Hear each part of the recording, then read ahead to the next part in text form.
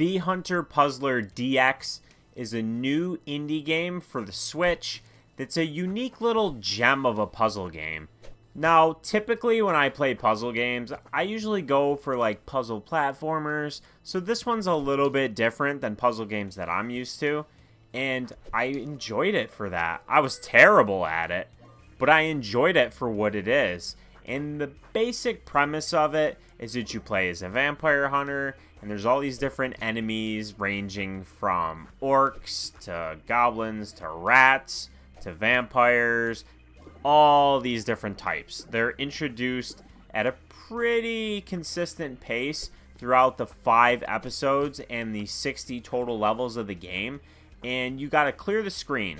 So you have to eliminate all the enemies without dying, and then a portal will open, and then you just go to the portal. And although you can't really see a grid on the screen, you do move square to square and kind of take turns in that regard. You'll often see a number above an enemy's head, and that's how many turns or moves you can make before they're going to take their turn or make their move. And as you play through, there are a lot of different things that you'll have to deal with, not just with the enemy variety, like some ranged enemies, some with powerful attack power that'll kill you in one, some will move 2 spaces, some will move at diagonals, some will drop poison. All enemies will always drop a toxic pool on the ground when you eliminate them, so that's always a hazard in your way. And you always start with only 1 hit point, so it's really easy to die, and it's really easy to make a mistake.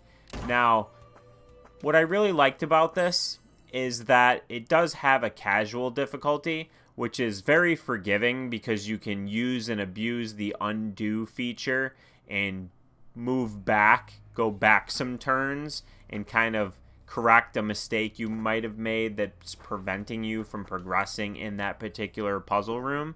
And then there's a hard difficulty, which I didn't try because, again, I will admit, I was absolutely terrible at this.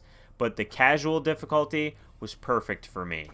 And after I finished the game, as you can see here, I died over 200 times across the 60 levels.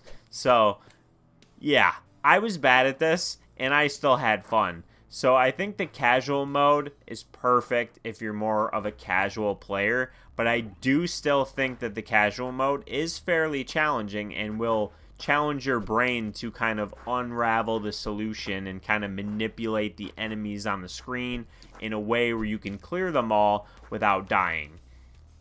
That was the fun of it to me. It had kind of some witty dialogue, and the story kind of plays out over the episodes throughout these like little scenes.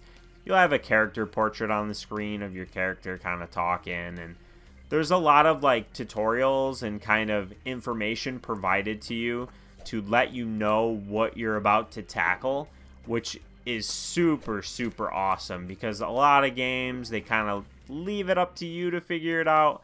I did appreciate that they were constantly giving you information to help you figure out what you should do and how you should tackle new types of enemies, how like new items work. There's a bunch of different pickups that you'll be able to use to assist you. There's like red potions, which basically give you an extra hit point. There's holy water, you need that to eliminate vampires. There's swords, which increase your damage for an attack. There's also bullets, which you can load into your gun and have a range shot. Things like that. Stopwatch, which freezes enemies for a few turns. There's a lot of variety in a game that doesn't last terribly long, but is also very much worth its very low price of $2.99 on Switch. And I really had a lot of fun with this. Yeah, it's a shorter game. This isn't going to keep you busy for hours and hours. But if you're looking for something enjoyable that's a little bit different, at least for me, maybe there's a lot of puzzle games like this. I've never played one like this. So that might also be why I was terrible at it. But this was unique for me to the puzzle genre. It was a breath of fresh air. It has like some fun little nods to Castlevania. I think that's pretty much mandatory, right? Like, you gotta have a few little tidbits of Castlevania lore in there if you're gonna make a Vampire Hunter game. It's almost like required in this style of game. You have vampires, you have a Vampire Hunter, you gotta have some sort of a nod to Castlevania. So, the witty dialogue, I kind of chuckled a few times. It's not gonna make you slap your knee and laugh out loud, but it's pretty charming.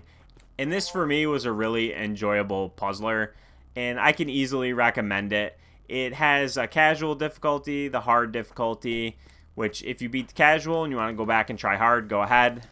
I'm not going to do that because I would never get very far in it because I was bad at it, but I did enjoy my casual playthrough. There's skins you can unlock, it tracks your stats, it saves in between levels, so you can continue. It's very pick up and play friendly. So this is V Hunter Puzzler DX, out now on Switch. It's also on Steam, but thanks to RAR Lab Games, it's now available on Switch.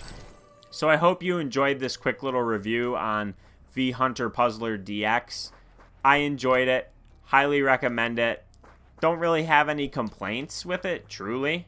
I mean, it's challenging, but it's pretty short and it's a lot of fun, so it's worth your time. It's great for a quick little trip. If you take your Switch with you, that would be a great reason to pick this one up. But if you like puzzle games, this is a good one. So, hope you enjoyed this review.